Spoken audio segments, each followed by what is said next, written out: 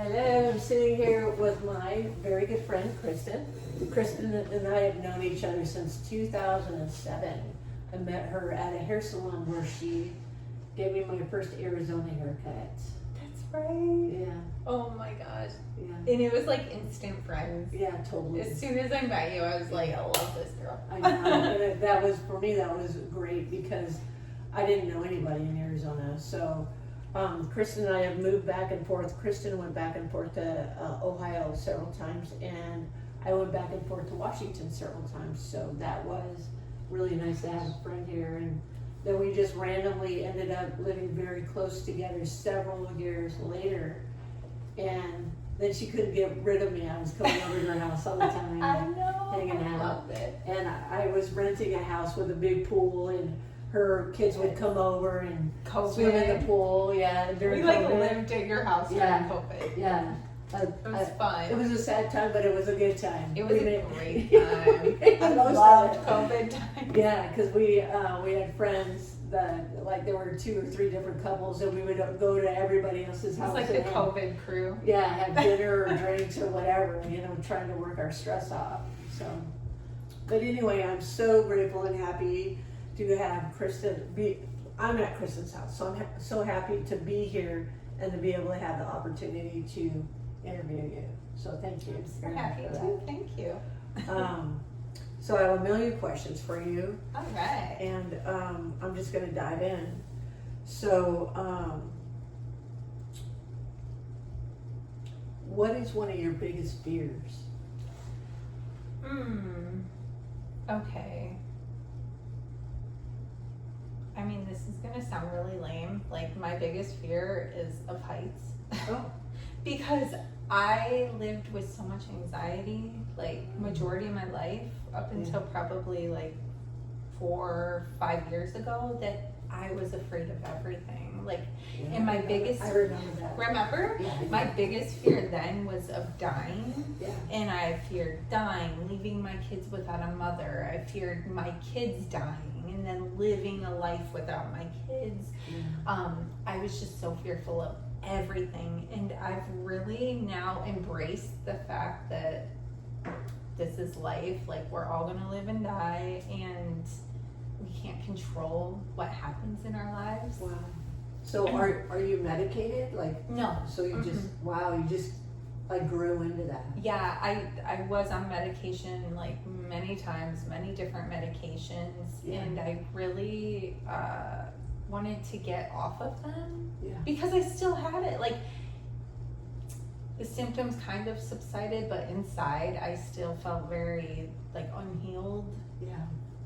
In a nervous wreck. My nervous system was all out of sorts. And so I really just practiced regulating my nervous system, praying, journaling, gratitude lists, and just finding small signs around me that I really like praise and rejoice and give thanks for. Like little birds, flowers, little things like that. And it really helped me to trust in the process of life, trust God, trust myself. And that's amazing. So, yeah, it really is. Like, I really have a lot of, like, I have inner peace, a lot of joy, and I don't really have fears anymore. I really, like, trust, like, it's all working out for me, and it's gonna be fine.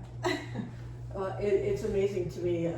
Kristin has 2 younger boys and then an older guy, and so what I'm wondering is, do any of the kids have anxiety or anything like that? Yeah. Well, Ollie, my oldest, does, and I think a lot of that is the anxiety that I had. I pushed onto him because I was very controlling. I was like, "You're not playing outside. Someone might kidnap you. You're not going." Like, so much fear and anxiety within myself that I put it onto them. Sadly. And then my middle son, he had some. I feel like he doesn't really anymore. And the youngest, he's just happy-go-lucky, living life. Not a care in the world. It's interesting because even in 2007, even later than that, I would go to Kristin's house for a haircut, and I wouldn't even know her boys were in the house because They were so quiet. When the younger boys were a lot younger, it's like they had a secret language that they spoke. And you wouldn't know they were there unless they like ran out to get a snack from the fridge, but they were so quiet. Probably because I threatened them. I was like, I'm about to do hair. You're gonna get what you need now, and then you go in your room and be quiet. Like, I was crazy. Wow. I just, any kind of interruption just really threw me off. Well, and the other thing is that Kristin raised her younger boys pretty much. I mean, because her former husband was a government contractor. So Kristin, you basically raised those younger boys by yourself. Yeah. You know, until he came home and was home. Yeah. I mean, and those boys are great. They're great now. They were great then. They're even her older son. It's just they're all good guys. Thanks. So, I like them.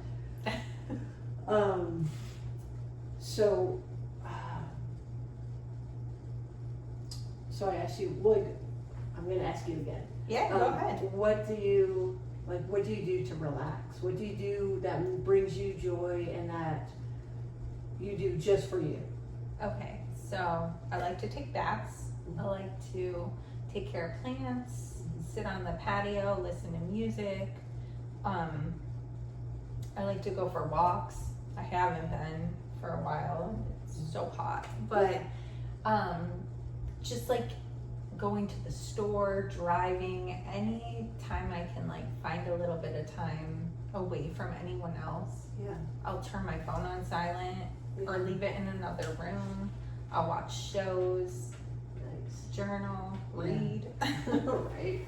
I make it a point to find time for myself. Oh, what are you currently reading? I'm reading a book that I've been reading for a long time. I pick it up, I put it down, and it's called Best Offer Wins. Oh. Yeah, and then I have a bunch of like money books, like self-helpy books. Yeah. Like I have a whole bunch of books I go in between. Oh, I see. Are they actual books or is it like a Kindle or? Actual books, yeah. Wow. Oh, I like real books. Yeah. I like the smell and the feel, and Yeah. I feel accomplished when I like finish the book and I can put it on the shelf and I'm like, I read it. That's awesome. I love that. Well, what do you wish that people knew about you? I wish people knew about me. That's a hard one to say because I feel like I'm pretty open. Yeah. Like, Well, I'll give you an example. Like I just interviewed another friend of mine, and people really discount her.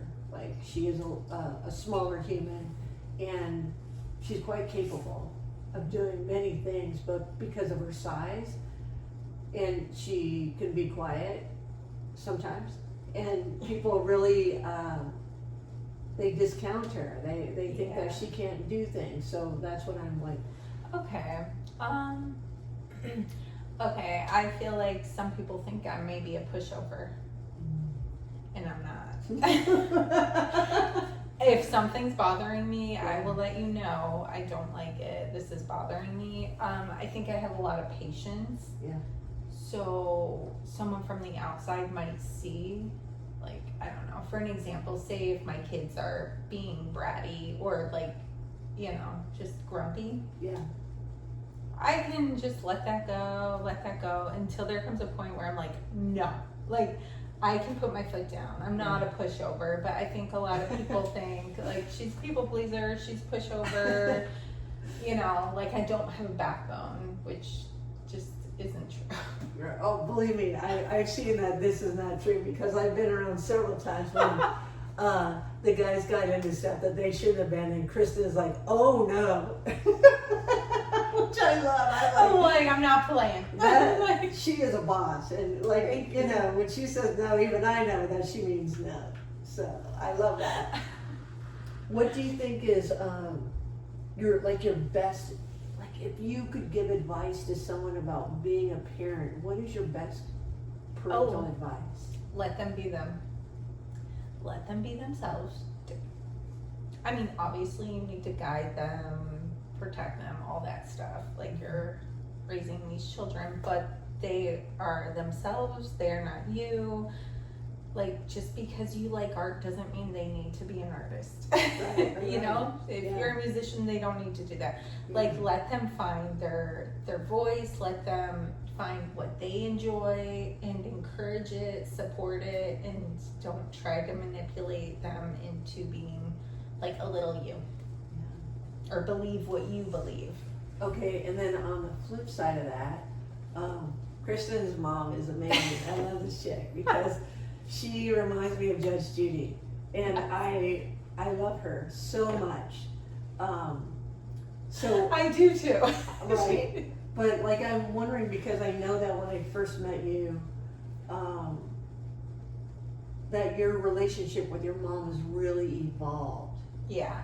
And so, like, from your point of view, how did that change come about? Well, I'll tell you this. I grew up thinking my mom was right about everything.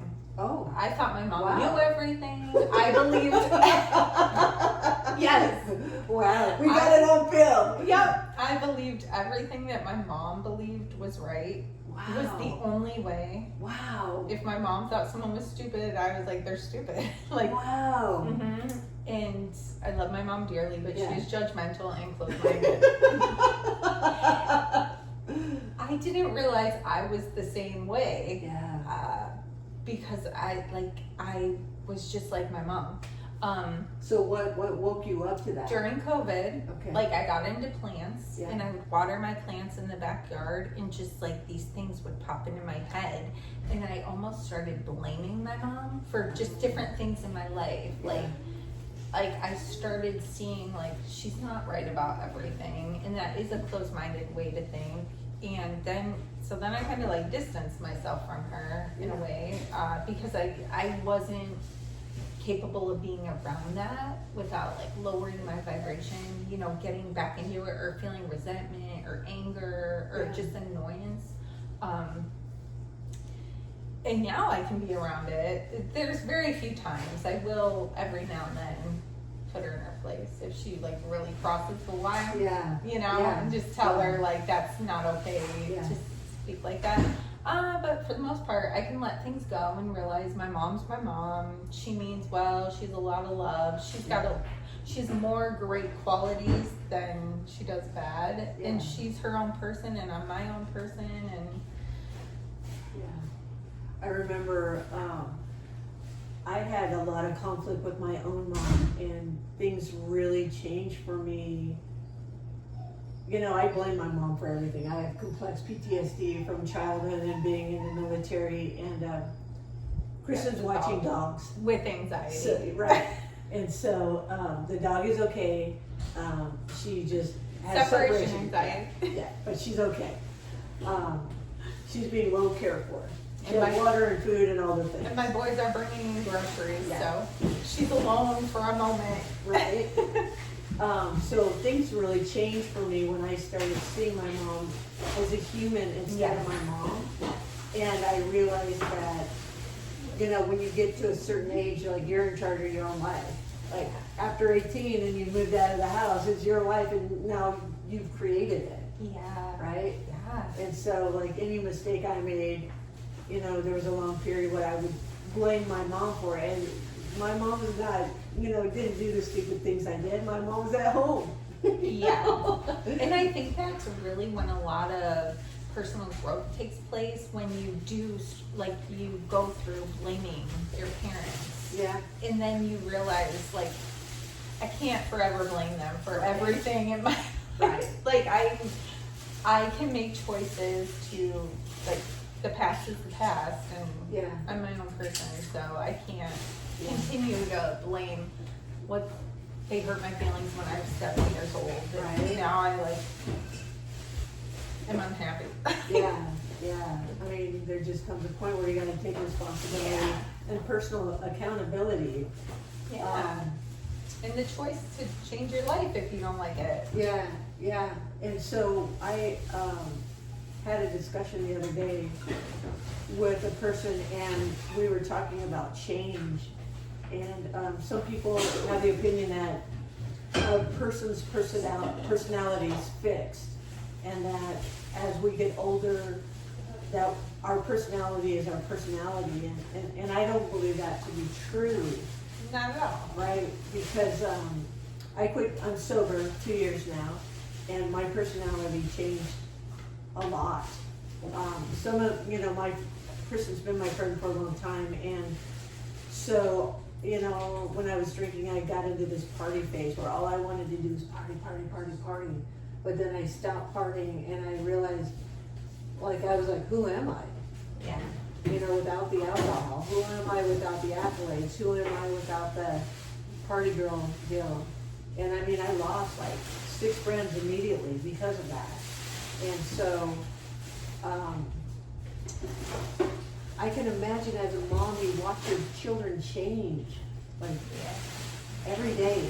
They become more of themselves or different, or one day they're thinking one thing, and then the next day it's something completely different.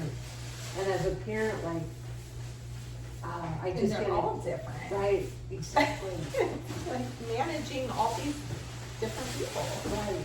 And you're just one human managing them all, and trying to manage yourself, and actually assimilate the information that they've given you. And sometimes I bet you're probably like, man, that was really good. Right? Yeah, and sometimes I'm like, I don't know. I don't know. Yeah. My mom birthed 6 children, and so I think about that. And what she would always say is, raising kids is a guess at best. Yeah, exactly. Yeah. That's the best way to put it. Yeah. Yeah. Let's see. Oh, okay. So what do you think your superpower is? Oh, my superpower, let's see. I would say, I don't know if this is a superpower, but I feel like connecting with people and being able to see the good in every single person, the good traits, relating with people. There's very few people I've come across that I don't like, that I just straight up don't like. For the most part, I get along well with everyone, and I just find it easy to find something I can relate with every single person I meet. Interesting. With, yeah, and just connecting with them and just seeing the best parts of them. It doesn't mean we need to be best friends or hang out all the time, or you don't need to be in my life to be a stranger, but I connect very well with people on a daily basis. I think that's kind of cool, because it's you get to have these mini adventures person by person, right? It is. Yes. Yeah. It's incredible, actually. I love it. Yeah. And that's actually part of the reason why I wanted to do these interviews, because I think people in general are so interesting, and you learn so much about people, and just the thought process of the questions, and because my first interview was with Carrie, my friend from Patagonia, and Carrie said, well, I want to ask you the same questions that you asked me. Oh. And she's still thinking about the questions. So I know, I just think that that's so incredible. Let's see.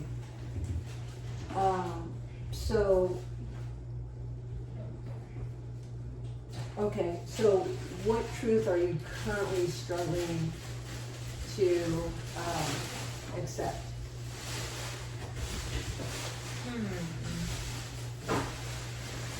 Oh, that's a good question. What truth? Oh, that's so hard to say. That's so hard to say, because I feel like I'm really at that point in life right now where I just really trust that this process and whatever's happening is going in my favor. Yeah.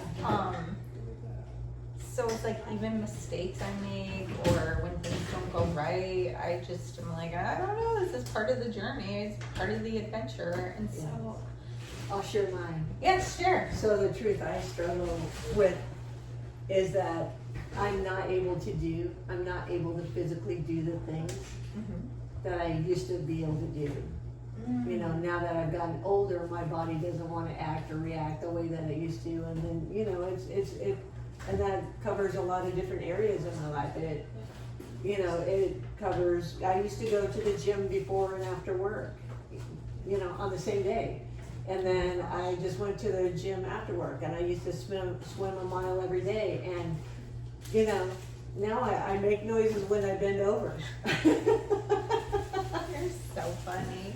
Yeah. I mean, okay, the only one I can think of, like, if you're gonna say that, is just the reading, the eyes, the seeing. Yeah. I'm like, I'll always joke, and I'm like, old eyes, or whatever, and I'm like, no, I'm still 20. Right? I can see just fine, but in reality, like, I can't. I know, I feel like I have to hold things further and further away to, like, be able to read them. Yeah, exactly. But, you know, it's just like, let's see. Okay.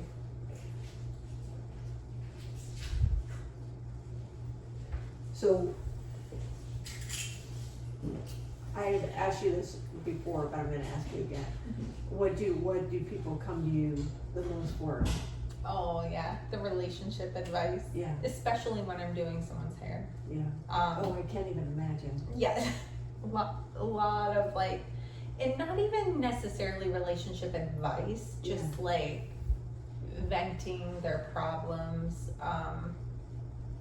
which I don't mind. I listen to it, and I think they feel safe telling me. I'm not going to judge them, especially because my friends see where I was and what relationship I was in, and that I've come out of it. So I think they feel safe sharing, that I'm not going to judge them and put them down, be critical. Like, how could you be so stupid to stay in this relationship? Sometimes I will tell them, like, it's not okay, you know.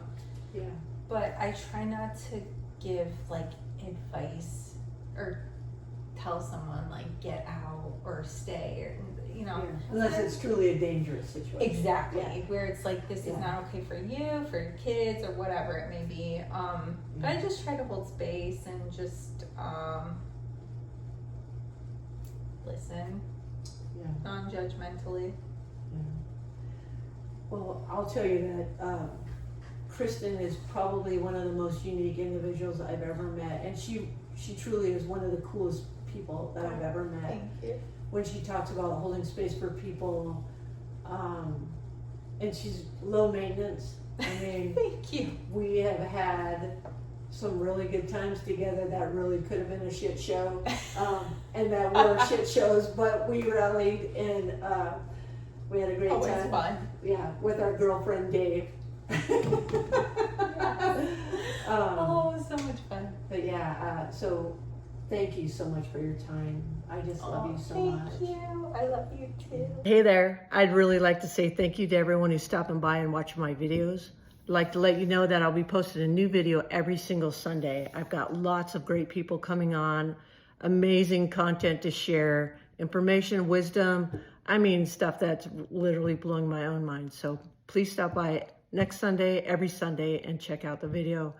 Please like the videos, please share them, and also please subscribe. That helps me grow the channel so that I can provide more content. Thank you all so much. I appreciate you.